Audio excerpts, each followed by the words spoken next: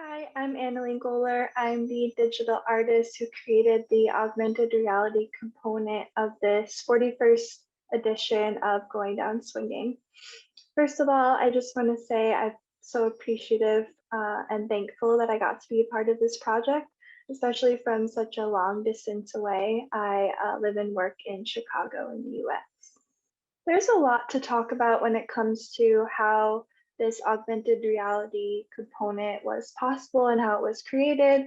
But I guess I'll start out with talking about the basis of what I used to get this all working. So all of the augmented reality in this edition is web-based, meaning each AR component corresponding to each artist's work.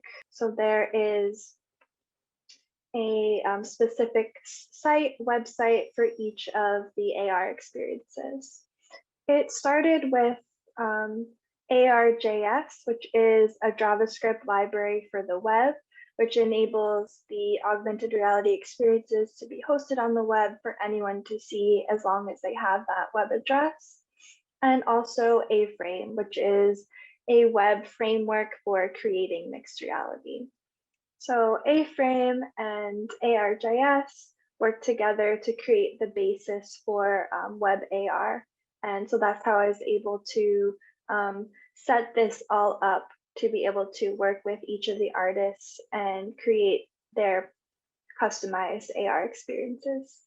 The next step was figuring out how to combine the 2D artwork with the virtual augmented reality component, how to translate from one to the other and how to enable viewers to easily access the AR.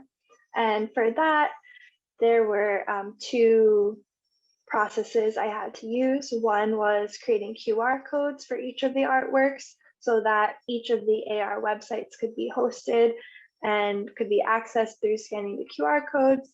And the other element to that is using image tracking, which is a way for, similar to QR codes, for viewers to be able to hold their mobile device over a particular image. And through that, the image acts as a trigger for the AR to appear. Lastly, and arguably most importantly, I had to figure out how to work with the artists to create the augmented reality artwork that was best suited to their original work. So not just logistically how to technically translate their work from 2D to AR, but also how to best conceptually translate their work. How could AR actually benefit their artistic style? And one of the best parts of that process for me was being able to work with artists who, some of whom primarily work with physical materials, hand-drawn illustration, comics, and be able to collaborate with them and see their work in this other realm, in virtual moving image, animated realm for the first time. That was really exciting. A lot of this process involves collaborating with each of the artists, having a lot of oftentimes individual one-on-one discussions, and deliberating on how to best take their work and bring it into the 3D virtual realm. Some of these discussions involve artists explaining what they would ideally like to happen, and then I would come in and kind of explain how the AR process works and honestly some of the limitations that the medium has, and getting to this middle ground in between the original concept and what's actually possible with the technology. For me, that's one of the most exciting parts about working in digital art is the technological limitations and how we can transcend them. There were many different software programs I had to use for this process, anywhere from Photoshop, where artists would hand draw their original illustrations, and sometimes even every frame of a hand-drawn animation. I would bring that into Photoshop and create moving image piece out of that. oftentimes with the transparent background to then bring that into augmented reality space. Some projects were more focused on Autodesk Maya and working with the artists to create 3D representations of their artwork and animating it through blend shapes, which is a way to morph digital 3D objects. Some of the projects were more involved technically, one of them being Xanthi's piece, which was meant to be interactive. So users would view the AR piece and then have to click through and go down a path of animated GIFs, more and more GIFs appearing the farther down the path they went.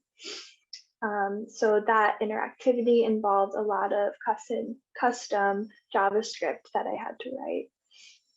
Another instance was the Seals piece, which was completely handcrafted web video game where we had a lot of back and forth discussing how we could integrate AR and how we could use image tracking in this type of piece. And we ended up figuring out a way for the player to help create the tracking image based on their viewpoint in the game. So as the player was traveling through the game environment, there was a certain position they could stop in that would be the tracking image for then the augmented reality to appear.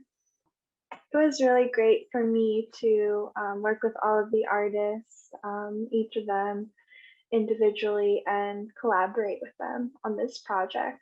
I'd also like to thank Jackie for designing the website because the website layout, design, QR codes, all together is really what enabled the AR to even be accessible for viewers. And I would also like to thank Magenta for keeping all of this organized and keeping communication channels flowing for this all to be possible, even through a worldwide pandemic. So thank you to everyone. And I really appreciate being part of this project. I'm really excited about how it came out in the end.